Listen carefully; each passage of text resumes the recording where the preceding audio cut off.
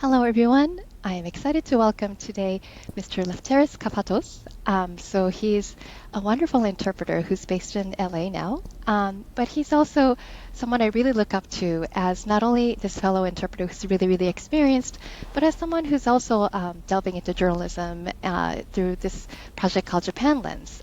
So he talks about the U.S. Japan alliance, and he has this wonderful insight by being at the front lines of the diplomatic relations between U.S. and Japan, but also being able to interview all these really high-powered individuals who are knowledgeable about what's going on right now between our two countries. So Lefteris is a Greek American, which I really hope to discuss, and he's also been a diplomatic interpreter. So he really has worked with the State Department and White House and all these really excited places that I would love to ask about. Once again, thank you so much for joining me, Lefteris. It's a pleasure, Shiori. Glad to see you. Thank you so much. So first of all, I wanted to start by asking where you were born and raised. Where I was born and raised. Okay, I was born in Colorado, but I really don't have any memory of it because we moved almost immediately to the East Coast. And I was primarily raised in basically the DMV area. First moved to Maryland and then to Virginia, to Washington, D.C., back to Virginia. So my upbringing, my formative years were spent in the DMV area. Okay, well that's great. I didn't realize that you're local here. Yeah. And I also wanted to ask, so I understand you're a second generation Greek American. Could you tell me about that and maybe a little bit of your family history if you don't mind? Sure. So I guess like second generation is open to interpretation because my parents emigrated separately to the U.S. and they were here as students in the 1960s. So my father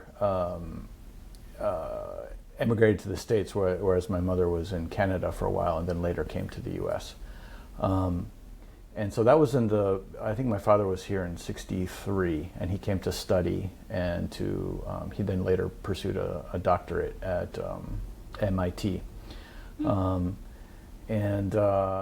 actually, my grandfather arrived in. He took a boat across the Atlantic and arrived at Ellis Island in 1914. Oh. When he was 14 or 15 years old. So, but he left. He went back to Greece in 19. I think it must have been 28. So he was in the U.S. for about 14 years, and he studied at Cornell, and left just before the Great Depression. But yeah, so anyway, my father came in the 60s, and he was preceded by my uncle, who also came to the U.S. to study, and both of them were in the sciences. So that's a kind of rough and dirty sketch of how my family came. My parents came from Greece to the U.S. That's wonderful that your family has had a long relationship with the U.S. and went back and forth and everything.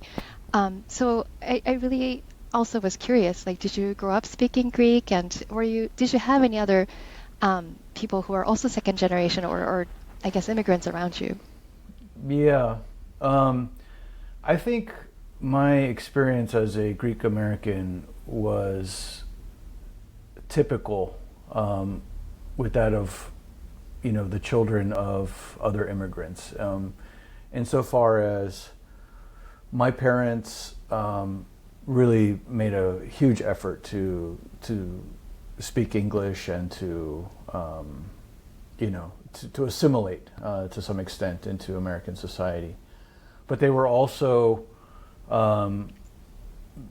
especially my mother, had a strong love and respect. And my father too, but they cherished their original culture as well. So in the home, when no American friends were around, my parents spoke in Greek, and so I was raised in that environment. And I was raised in Northern Virginia for a large part of my childhood and adolescence, and so I think there were other immigrant communities around, but not nearly I mean, I've been back to where I grew up, and nowadays it feels like it's much more diverse, like much more multi-ethnic than it was when I was growing up. So yeah, there were immigrant families near us, but I did feel a little bit like our family was kind of different from other, American families. Mm-hmm. And did you struggle with that at all, or did you have other people to talk to about that? I think it was a pretty welcoming environment. But I think, I don't know, this is a theory I have now as an adult, but, and something I don't think I was necessarily aware of as a young person. But like when you're a kid, you really just want to fit in, and I felt like I didn't fit in. And so, and I don't know if that was I don't think that was because I was bullied or, singled out. But there was like a little bit of like this feeling of,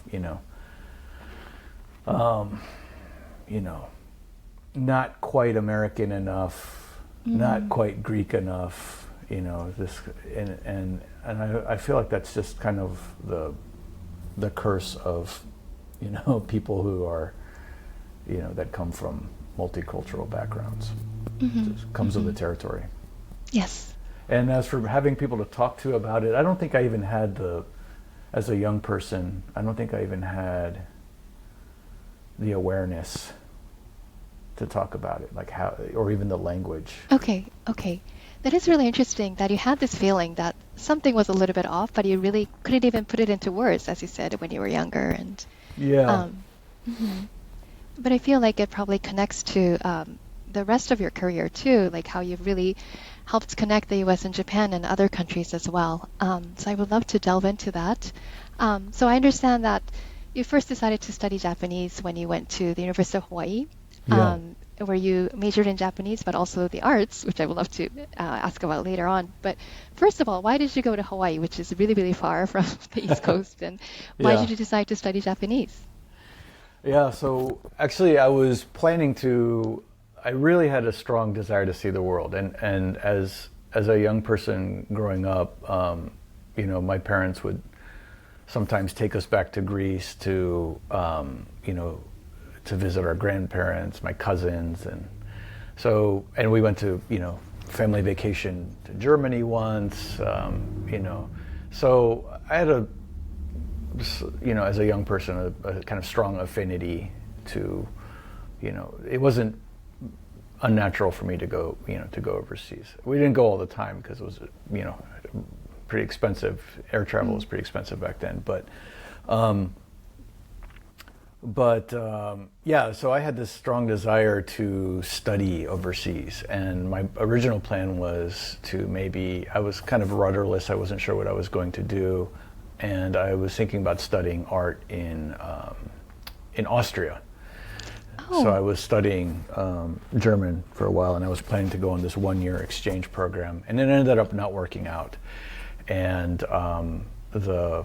this school counselor said, "Well, what about a domestic exchange as opposed to an international exchange?" She gave me this booklet of the domestic exchange program, and in there was University of Hawaii, and I was something of a avid scuba diver at the time, so I thought, maybe I can do that. And I'd always had an interest in Japanese culture, and I could see from the pamphlet that University of Hawaii had a strong East Asian language program, East Asian studies program. It was in this beautiful place. I thought, why not?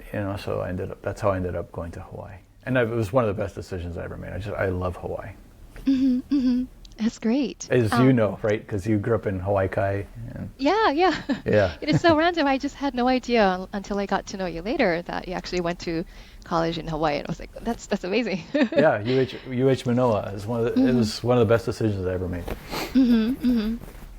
And so that's when you decided to study Japanese. Like, what was the impetus for that? Yeah, so I had to take a language. It was like because I transferred some of my, I ended up wanting to stay past a year. It was a one-year exchange program, I think, and I had to take there was a foreign language requirement, so why not? I'll take Japanese, and I just absolutely loved it, and very different from anything I had studied. Very different from studying Greek, very different from the French I took in high school,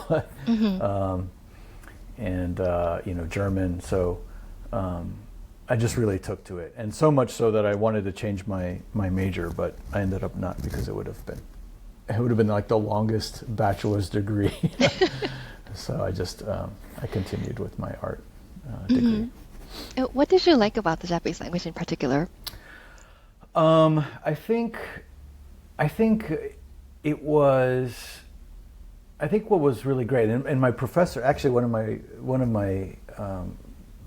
of the professors that really influenced me in a huge way is still teaching at the University of Hawaii in Manoa. Oh, nice. Yeah, she's phenomenal. I think one of the things that I really loved about her class was that, the language class was a vehicle for teaching culture, and so, these kind of, when we were learning these kind of like uniquely Japanese phrases, such as, "Yoroshiku onegai shimasu," that I think a lot of people just kind of, they just translate that as "thank you," but it's really, cultural. It's specific to the circumstance, right? It can mean, nice to meet you in this situation. It can mean, I'd really hope that you do this for us in this situation, right? It's like it has so many different, and I think that's really what was fascinating to me, was that as we were learning these phrases, as we're going through the textbook, the cultural piece kept, blossoming, kept opening for me. I was like, that's fascinating, and so I think that's what really hooked me. Yeah. Okay, so after college, you did the JET program, and then you ended up going to Okinawa, which is another very, very unique location. It has so much in common with Hawaii. So I was wondering if you could share a little bit about that experience. Yeah, so that one of those important senseis at the University of Hawaii recommended the JET program to me, so I, she wrote me a letter of recommendation. I applied, and I got in. So I think that's still the case. Okinawa and Hawaii had a kind of like a sister city relationship, and so many of a good number of the jets that were sent to Okinawa were from Hawaii. Okay. So I was in a pretty big cohort of American jets from Hawaii, and I went there, and I mean, it's just an incredible experience. Like you said, there's so many Nikkei folks in Hawaii that have Okinawan roots, and I didn't realize that until I had been to Hawaii or been to Okinawa, and and I was there to teach English, but I was also, eventually my role was shifted to work at the Kencho, the prefectural office in Naha, and it was around the time of the G8, so I'm dating myself. It was it was still the G8, and the G8 summit was going to be held in Okinawa, and so there was a lot of preparation in the run up to that, and part of that required a lot of translating letters, meeting with officials from the U.S. bases, and so I was kind of, in a way, I guess recruited to, kind of shifted away from JET and doing a lot of this kind of ad hoc translating and interpreting in preparation for the G8 summit. Now, of course, I wasn't, nowhere able to interpret at the summit, but there were a lot of ancillary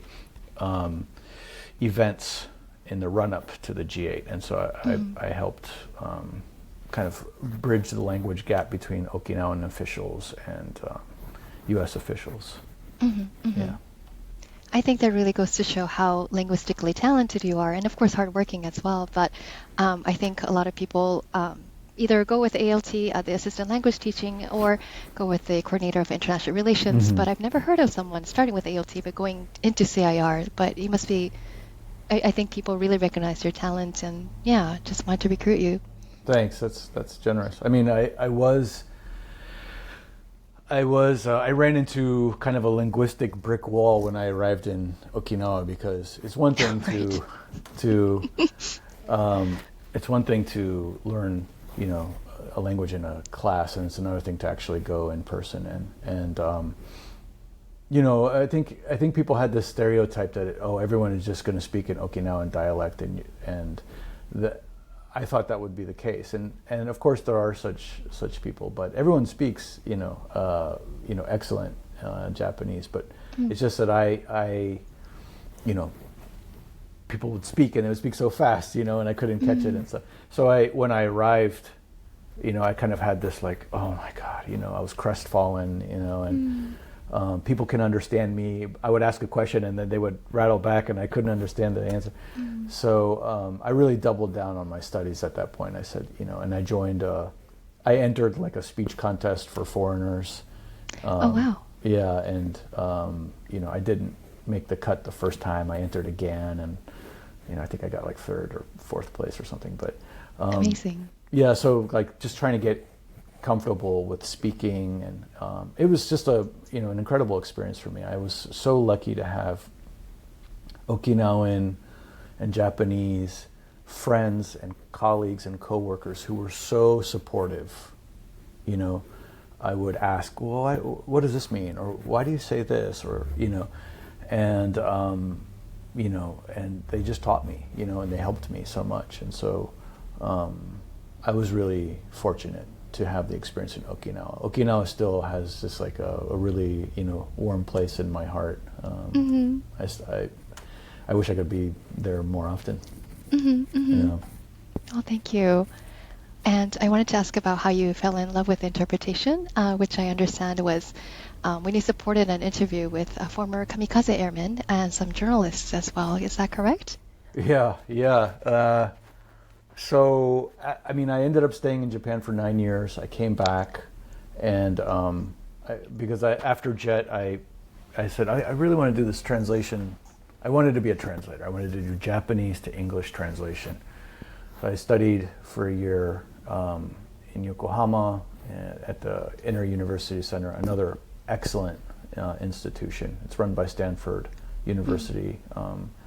But just an incredible program. The IUC is really, I think, one of the top-notch areas for like tertiary level Japanese language study. And after that, I got a job as a translator. I ended up returning to the U.S. in 2006, and I ended up in San Francisco, and I was working for a bilingual Japanese-English newspaper in San Francisco. And yeah, and so I was kind of a translator, kind of a journalist, and one day my editor sent me out to cover the screening of a film called Wings of Defeat, and it was about she's a Japanese American director, filmmaker who wanted to learn more about her family's involvement, like what had happened in the war, and she found out that she had, I think it was an uncle or a great uncle, I forget, but she had a relative who had been in the special attack unit, what the Americans call kamikaze.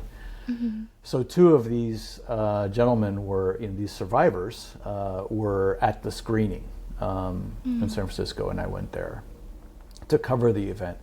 And I don't remember exactly what it was. It was a long time ago, but I think they didn't have interpretation set up, and there were a bunch of there were myself and then a bunch of other American journalists, and so anyway, I needed to do some interpreting and I did not do a good job, but it, better than nothing, right? I didn't. I'm sure you're great. No, they were talking about like ranks, all those. Oh, gosh. Those things we struggle with, right? Like, Yes. you know, and things like that. You know, if I had prepared for it in advance, it would have been fun. But yeah, so, but I was able to help in some way. I mean, even in my clumsy, you know, poor interpretation, I was still able to convey some of the core messages of their story, you know. And I think that when I saw that, because people, I think that's still the case for a lot of Americans. You think of kamikaze, you think, oh, they were, you know, fanatics, they were brainwashed, you know, and hearing these people tell their story, you could see that actually there was unbelievable. These were unbelievable circumstances, and these people were trying the best they could, you know. And so I think that when I was, you know, I just played a small role in that, but it really felt like this is meaningful, you know, and so that's when I decided to go to the Monterey Institute in Monterey, California, to study conference interpreting. It's now called the Middlebury Institute, but back then it was called the Monterey Institute. And that's when I decided to try to become a professional interpreter. Yeah. Well, thank you so much. Again, it's one of those life-changing moments, I guess. Yeah, it was a crossroads for sure. Yeah. Yeah. I also am curious, like among the many, many different types of interpretation, why did you decide to pursue diplomatic interpretation? And to the extent that you can, would you mind talking a little bit about your time with the State Department after that? Yeah. Yeah, so, I mean, at the time, there was at the Monterey Institute, they would do like a career fair for all of the translators and the soon-to-be interpreters and soon-to-be translators. They would do these career fairs, and of course the U.S. Department of State Office of Language Services had a presence there, and they would, you know, come to speak to promising linguists and, you know, basically try to recruit them. And so, you know, they told us, I think the thing that really hooked me was they were telling us about public diplomacy programs, which are the IVLP, the International Visitor Leadership Program, which is, I think, you know, I don't know if there's some uncertainty surrounding their future now, but, you know, really one of the best public diplomacy programs probably in the world. That was something that was very attractive to me. And so, you know, they invited me to take their language tests, their interpreter tests. I did, I passed, and they, you know, were eager for, you know, for me to start working in public diplomacy. I had a little bit of a stint as an interpreter for the Honda Motor Corporation at Honda Research and Development, but my experience at IVOP made me think, this is it. This is really where I want to. It was, you know, in effect, I mean, as you know, it's service to the country, you know. So eventually, yeah, a position opened up and I applied for it, and so I became what's called a diplomatic interpreter, a full-time federal employee. That was that happened back in 2015, so 10 years ago. Wow. And then yeah, and you know, so when I became a diplomatic interpreter, just for some of your viewers, there's the public diplomacy type of interpretation, and there's like the government to government diplomacy, right? And these are pretty separate. These are pretty different, because the public diplomacy is really, you know, you're interpreting between individuals, and to some extent they're representatives of their country, but they're not officially recognized, you know, representatives of their country. So it really is people to people diplomacy. Yeah. But the government to government diplomacy was, you know, is really that, you know, officers of both countries, you know. And so when that started, when I started doing that work, it kind of opened up a whole new level, a whole new dimension of interpreting, because there were these big meetings, such as, then President Obama's visit to Hiroshima in 2016, or Vice President Pence's economic dialogue with Deputy Prime Minister Aso back in 2018. President Trump's visit to the Imperial Palace in 2019. So these were, some of those big, wow, very different from public diplomacy events. And yeah, it was, as you yourself know, having been yourself in the Oval Office, it's a totally different type of interpreting than public diplomacy. Yeah.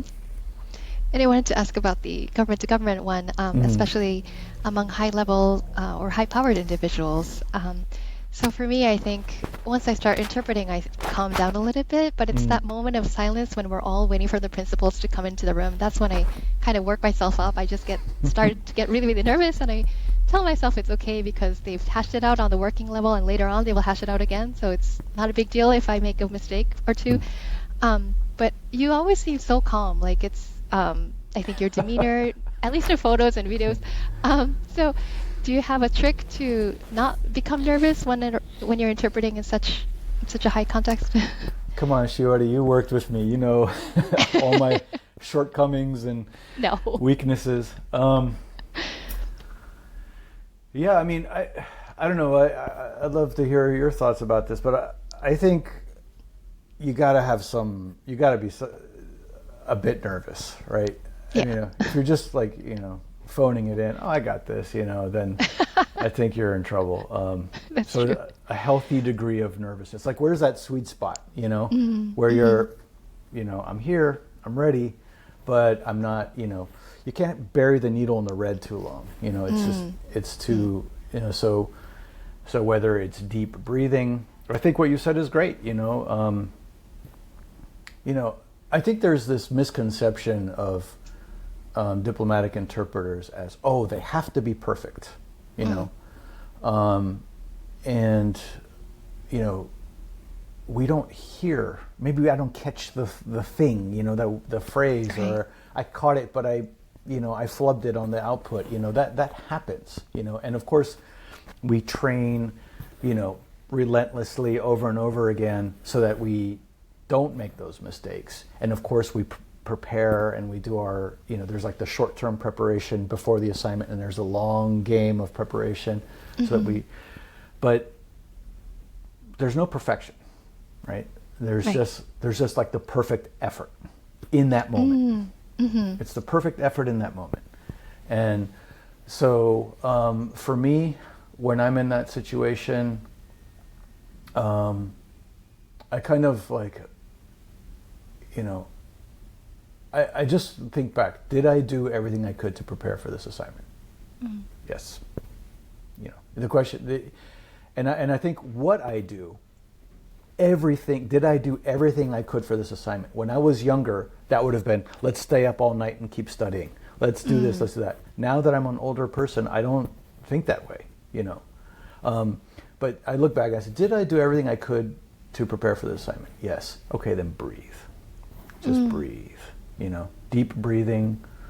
And I think one of the other things I think is, especially early on when I had imposter syndrome, or, somebody else could be doing this, better, is that I do the best I can, and then I just leave the results. Like if it's like, I'm not good enough, there's voices coming in your head. Say, right. I say to myself, that might be true. Let them decide. Like the National Security Council official who speaks, fluent Japanese, who studied in Japan. That person who's there listening the whole time, that person can come to me and say, you know what, I think this isn't going to work out. But I'm not in a position to judge. I have too much going on. I can't objectively judge my own, whether I'm going to be okay or not okay. Right. So just breathe, do the best I can, and and then if they come, I told myself that many times. I said, if it's not gonna work out, they're gonna let you know. They're gonna tell you. That's true. So I think that's what I try to do. Yeah. Oh, thank you so much. That's really helpful. The deep breathing, and especially I love your phrase perfect effort. There's so much that happens during interpretation that you cannot control, and you really have to learn to let go in the moment. So you decided to leave the government and your full-time position, and then you decided to pursue your another master's in international relations, and Yes. then you also moved to California. So what was the impetus behind all of that? I was so fortunate to have my time at the State Department, working at the Office of Language Services. I mean, just such an incredible group of professionals, different people from different backgrounds, all pulling in the same direction, for the sake of American diplomacy. I mean, it was just an incredible experience. But yeah, when COVID hit, lockdowns, all of my family is my immediate family, my family of origin. Most of us have moved to California, and here I was stuck in D.C. We couldn't even get on a plane. So things like that came into, started to become part of the consideration. Like we need to be closer. And also, I had this very strong desire as I was interpreting at all of these different, diplomatic events and meetings and summits and whatnot. I had a really strong desire to understand the issues better. So, for example, if somebody was talking about, AUKUS, the Australia, UK, U.S. agreement,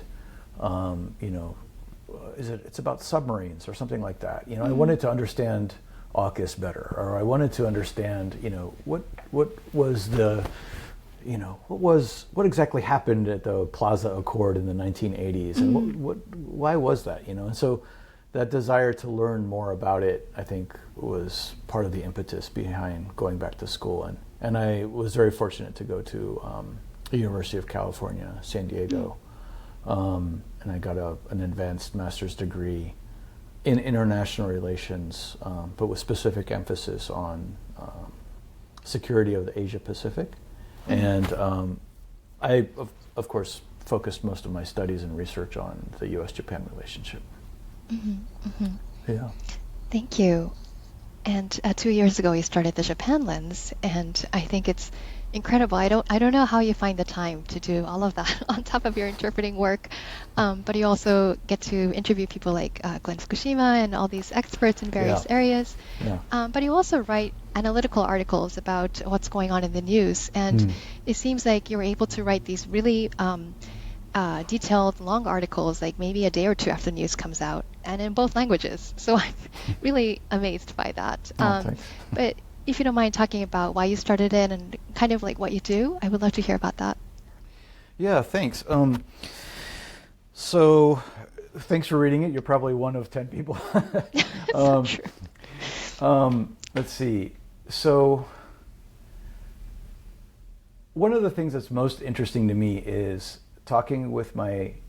having frank conversations with my Japanese friends, or colleagues or associates, or even people that I don't even know very well. Just talking about the relationship, the U.S. Japan relationship, and so I feel that there are misconceptions on both sides of the Pacific.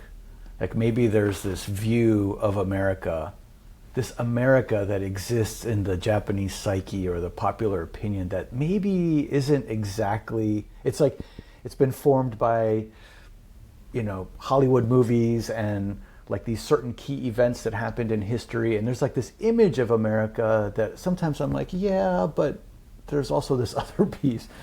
So I don't know if is America accurately viewed in the Japanese mind? Like sometimes I feel like it's not. And so sometimes people ask me things about, the U.S. or the U.S. political system or something like that, and I just want to, I'm like, well, why don't we talk about it, And so sometimes I'll write a Japanese article about what's happening in the U.S. And similarly, sometimes, Americans or, non-Japanese friends will ask about Japan, and and I think this is one of the areas where it becomes very humbling, because you say, oh, I lived in Japan, and I studied Japanese and this and that, but we're talking about a culture that's has thousands of years of history and rich culture that has evolved over the centuries, and so there's a certain degree of I think it's still an exciting and new thing for me, like what what is going on over there, and so I like to write about Japan and in English for English speaking audiences. But I think one of the big things for me is two big things. One is there's a lot of discussion. There are a lot of discussions and a lot of discussions in the U.S. by and from Japan experts who talk about Japan, but I feel like the Japanese voice is lacking in the discourse sometimes. And so one of the big motivations of especially doing those interviews is I want to hand the microphone to Japanese people. And another thing is I want to challenge some of the assumptions about the U.S. Japan alliance. And I think in America there's this, unfortunately, this kind of mindset of like, well, Japan's not a threat anymore, Japan's a friend, we've kind of solved all of the Japan related problems, it's no longer a military threat to the US, it's no longer an economic threat. And there's the mechanisms or the limbs for trying to understand and get to know Japan better have kind of are atrophying, they're withering away, I think. And I think it makes for sloppy assumptions about the U.S.-Japan alliance. I think in some ways the U.S.-Japan alliance is a lot more fragile than people think. And I think that's another purpose of the Japan lens. And I guess like the third thing would be, there's a lot happening in and around Japan, the East China Sea, East Asia, the Indo-Pacific, and looking at those issues from a Japan perspective. I think that's another thing that's important. Yeah. Thank you. We've talked about the U.S.-Japan alliance, and we've talked about how you study security, in particular for your master's. And I was struck by the fact that you were in Hawaii and then Okinawa, and you also mentioned that one of the most memorable moments working for the U.S. government was when you accompanied President Obama when he went to Hiroshima. So all these places seem to be really relevant to World War II and peace and such. Is that what led to your interest in security relations? It definitely had a big part to play. When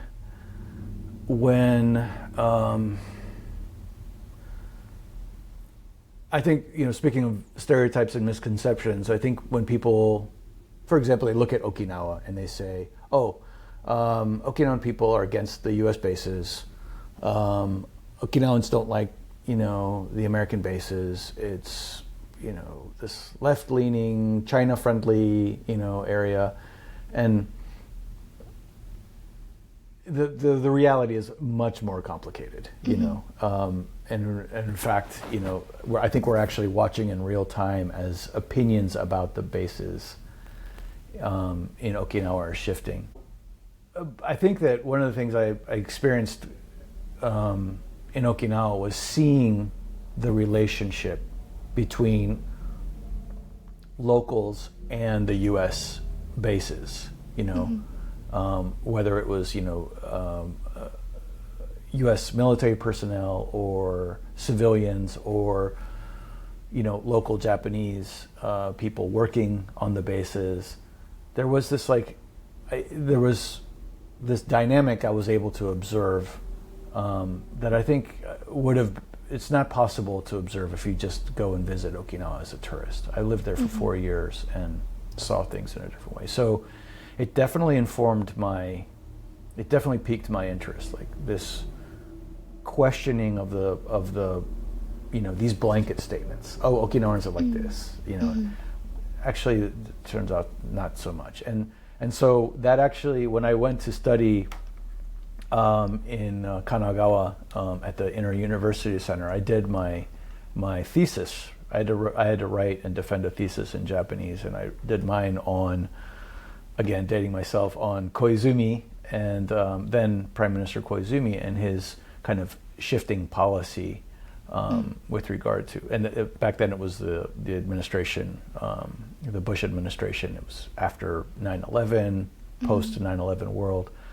So yes, I've been interested for a long time, and probably the defense and wartime histories of these places where I spent a lot of time did have a big effect on my interest in defense and the U.S. Japan alliance as a whole. Yeah, thank you. I think the U.S. Japan alliance is more important than ever. But right now, I think it's fragile, as you said, because there's so much going on in terms of economic relationships. Yeah. Because of the tariff situation. Yeah. I think there are tensions, unfortunately, and I think that's kind of spilling over to the general public as well. And so, how would you like to speak to the Japanese public who are worried about economic relations and how it might affect our the security relations that have been strong until now? Yeah. It's a great question, Shiori. I mean, I think in the more conventional times, there was this understanding that like security and economics are separate, and those days are gone, right? Those are Right. Now they're everything is on the table when negotiations begin, and so I think Japan has a strong case to make for saying, listen, we're a good partner, So, for example, if there are criticisms about how much, the U.S. bases cost. Well, in fact, Japan pays upward of 75%, if not more, of the costs of those bases. And those bases aren't just not only for the sake of Japan's defense, but they also allow for American influence in the region. It's also important to tell the story of, how many Japanese companies come to the United States and are good employers of Americans. These are companies that are investing deeply and in a long-term manner in American communities. So that's a strong story that Japan can tell. As for, Japanese people losing faith or, questioning the relationship, I mean,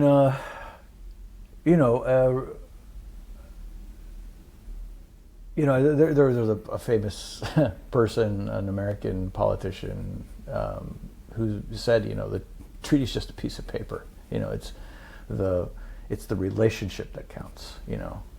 And so, what looks like an ironclad security treaty today could just be, a piece of paper tomorrow. And so, if we look at the actual relationship between the two countries, it is a very strong relationship. There's never been a stronger interest in the U.S. for Japan, not just manga and anime or whatever pop culture, but this a much broader interest, much more interest in tourism to Japan. Of course, some of that is the depreciated yen, but there is people have a very positive opinion and view of Japan, but they also have a somewhat outdated and maybe inaccurate view of Japan. So this is an opportunity. I think now we're seeing like an opportunity for more and more exchange between people. And on the Japanese side, unfortunately,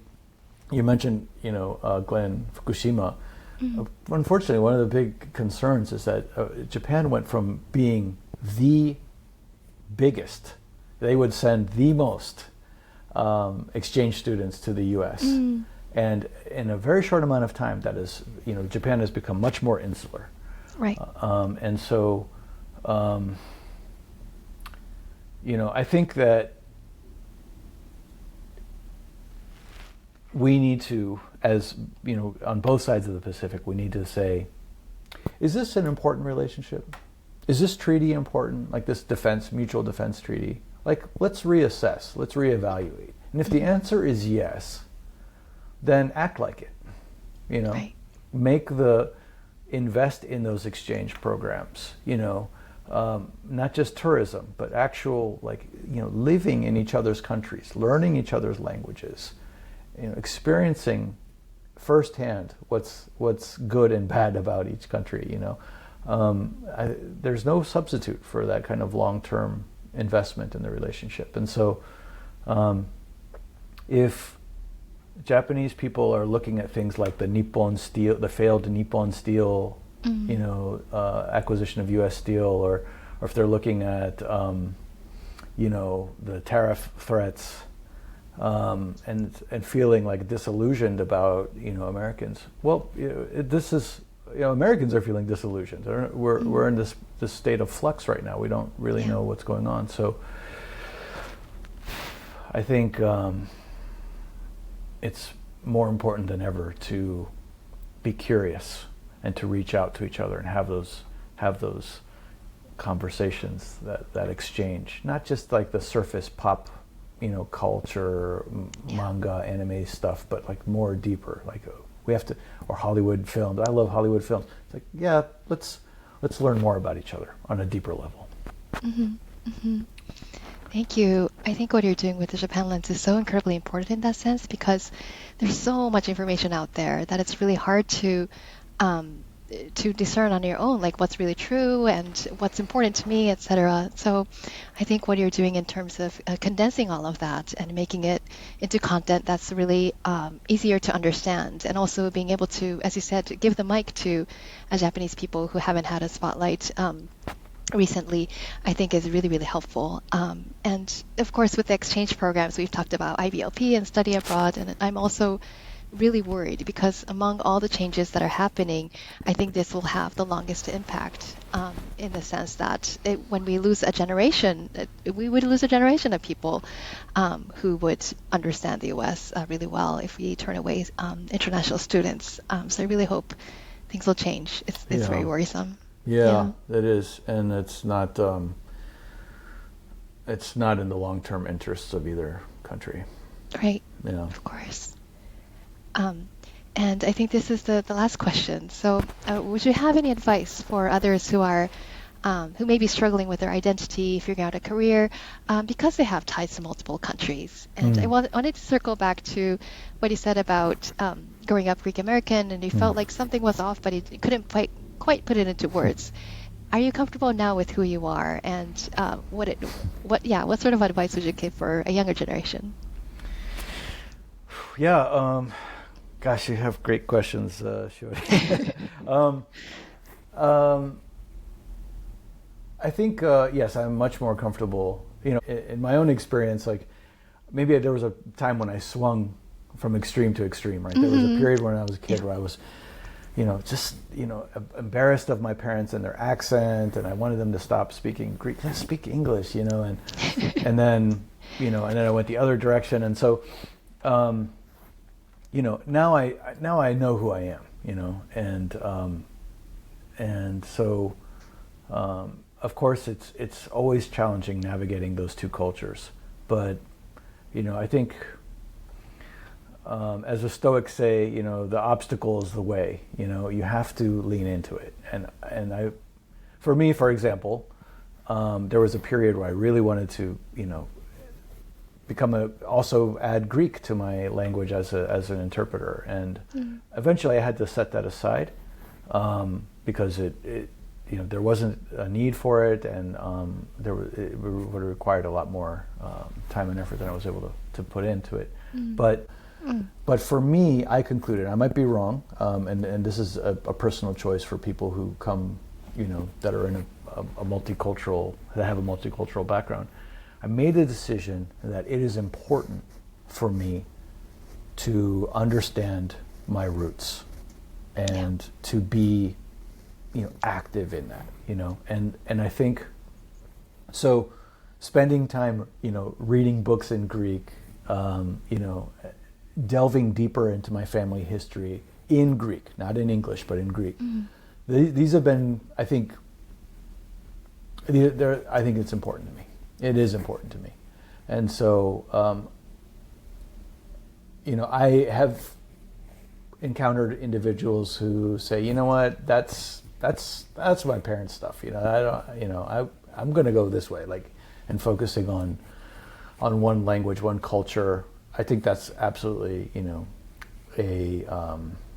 irrelevant. That's a defensible choice to make, because it is so challenging to have one foot in each culture. But for me, I have to continue that connection with my culture, even if it's not relevant to my work, directly relevant to my work. It's relevant to who I am as a person. So I would encourage people who are like, what should I do about this? To keep a curious mind about, your country of origin's history and your culture, I think that's important because it's part of who we are. And if someone is interested, in the linguistic piece, is interested in bridging the gaps between cultures that way, I think there's still a place for us in the future because of how that industry is changing, or how the interpreting industry is changing. I think you need to think about, I always tell people, you should have the plus alpha model. It's you have your language skills, your intercultural skills, your intercultural competence, plus the thing that you're really interested in, not just, I'm just the language person is not going to cut it anymore, So I think, so for example, if someone is really interested in,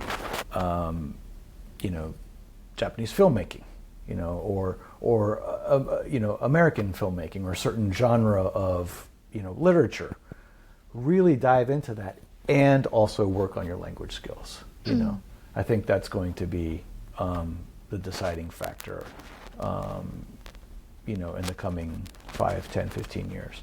And a certain degree of tech savviness as well, being able to, use machine translation, machine interpretation, look at it and say, you could use this, automate, this AI system to do your interpreting.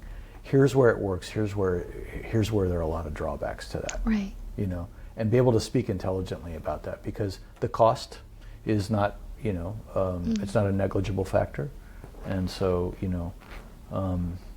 it's just this kind of brave new world that we now have to navigate as language professionals. And I think that young people should absolutely don't believe the hype. Oh, it's all going to be automated away in AI. No, it's not. And there will be this commodification of language services. That is going to be, I think, inevitable. And I think it's going to be stratified, and higher paying customers will get a higher quality, machine output or whatever, possibly augmented with a human presence. I don't know exactly how it's going to look, but there is always going to be a need for people who have a multicultural, multilingual mindset, and who, especially those people who want to make connections. There's always going to be a place for such people. Thank you so much for that insight. I think people like us are used to looking at things in multiple perspectives, so we're probably a little bit more open to seeing diverse ideas, or learning new languages and whatnot. And I completely agree that despite the technological advances, we will still have a lot of different ways to apply those kinds of insights and talents we may have to all these different jobs. And I also really respect you because I think you have this interpretation job, but also you're doing this personal passion project that's more about expressing yourself and writing. And I feel like there's a lot in common there that I would love to learn more about. So thank you for sharing all of that with us. Sure thing. I'm going to learn from you as well, so we'll continue that going forward. Thank you. Is there anything you'd like to add? Is there anything I missed or? No, I think this has been a really great conversation, and I appreciate your time, and thanks for having me on your show. Thank you so much.